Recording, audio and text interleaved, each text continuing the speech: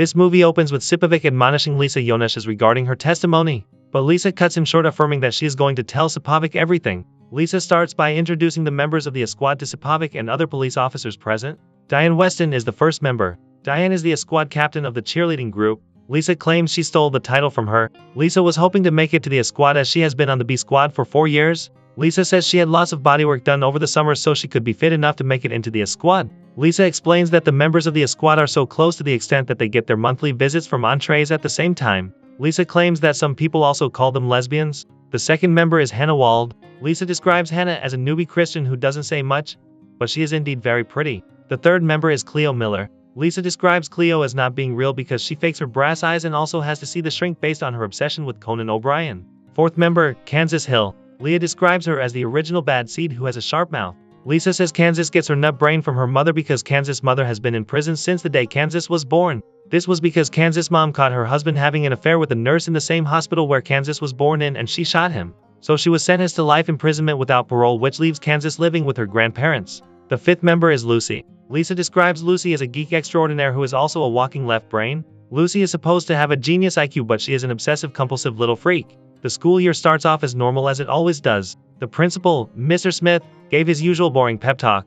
The squad cheerleading team comes to entertain the entire student body with their routine while everybody cheers them on with great excitement. Except for the members of the B squad who look at them with so much hatred and disdain. After all routines, the new star quarterback for the football team transferring from Truman High School, Jack Bartlett, is introduced amidst a loud standing ovation. Diane performs her stance to honor Jack, but in the process knocks Jack out. Jack wakes up to the worried, beautiful face of Diane, who asks if he is okay. Diane starts fantasizing about Jack's handsomeness while Jack becomes everyone's favorite. The squad girls are having a nice time in their room with Diane and Hannah playing board games. Hannah then reveals that she probably isn't a virgin anymore because she had her first orgasm at a church camp the previous summer. Hannah explains that she went horseback riding with the nuns. The horses were trotting really hard and Hannah felt so alive. Later, at the Lincoln High School homecoming king and queen candidacy announcement, Jack is selected by the football team to represent the team, where he also reveals that he wants 3 things in life. He says he wants to become a senator of his state. He wants to lead the mighty Fighting Lincolns to victory in the homecoming games, and he also wants to go to the homecoming dance with Diane Weston, making the whole school excited. Jack and Diane then become the talk of the school as some students agree to them being the perfect match for each other, and Jack and Diane got so close in no time. Much later, Jack and Diane are preparing for the homecoming dance at Diane's house while the parents of Jack and Diane are present in Diane's house. Jack and Diane both walk down the stairs and their parents cheer them on. Just then, Jack announces to their parents that he and Diane are getting married. The parents, though surprised, agree with their decision and show great excitement. Diane then adds that the wedding is going to be held after she has had her baby. Jack's mom faints and Jack's dad blurted that he doesn't want to see either of their faces again. Jack and Diane both sit in Jack's GTO car outside the house weighing their options. Diane tries to motivate Jack into believing that they both can work it out, that despite all odds and that as long as they stay true to their commitments, they both will be successful in the long run. Honestly, girl, in this economy, it costs so much to have a child. Diane tells the other girls in the squad about her condition.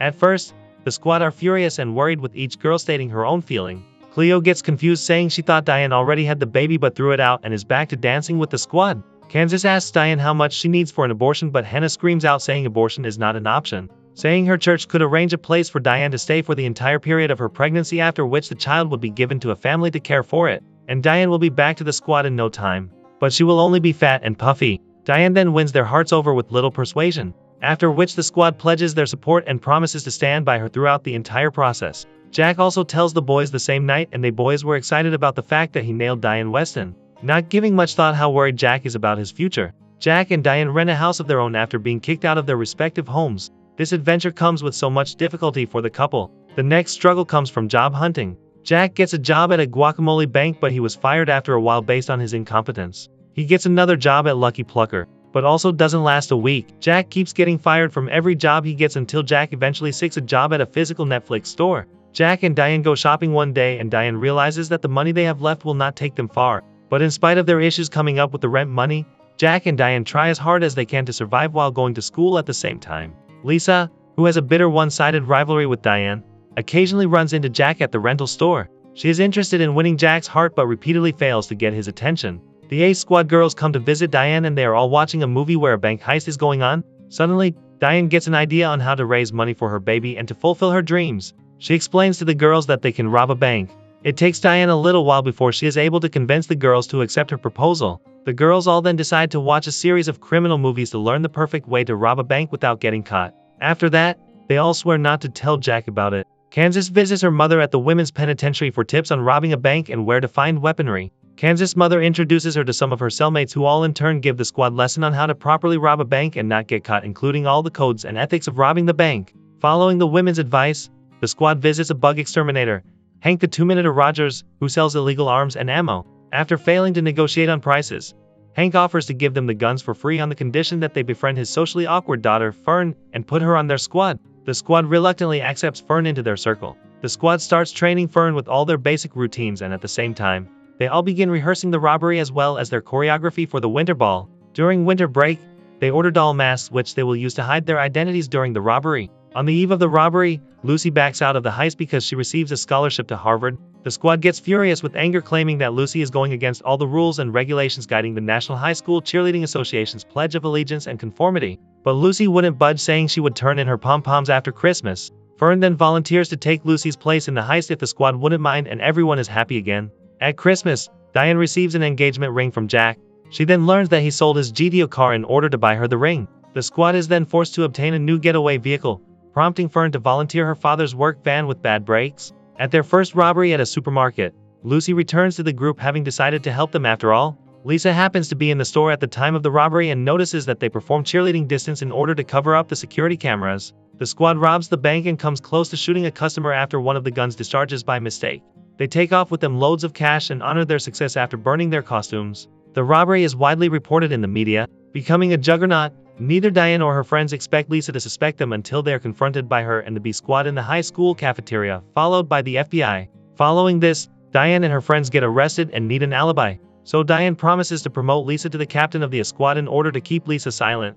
Since she is approaching her third trimester and cannot do meticulous activity, the group is outraged but come to appreciate the decision. In order to cover up her actions, Diane tells Jack that she won the lottery. After they have their twins, Jack's political advisor kicks off his senatorial campaign while Jack wins his senatorial campaign and Diane reunites with her parents. Hannah used the money to start a small business, which happens to be the most successful riding school in the state. Fern grew into her looks and used her money to travel the world. Kansas appeals her mother's case and the judge rules that a woman in labor for 32 hours could not be held responsible for her actions. Lucy graduates from Harvard and invents a pizza box. She now owns the island of Guana in the British Virgin Islands. Cleo moves to Hollywood where she meets the producer of Scream. She was last spotted in Soho shopping for leather furniture. Lisa eventually gets married to Bruce, despite how badly she felt about him. What a hilarious movie. If you like movies that don't take themselves seriously, you should definitely check this one out. What did you guys think? Subscribe for more videos like this, turn on notifications and leave a like. It really helps the channel.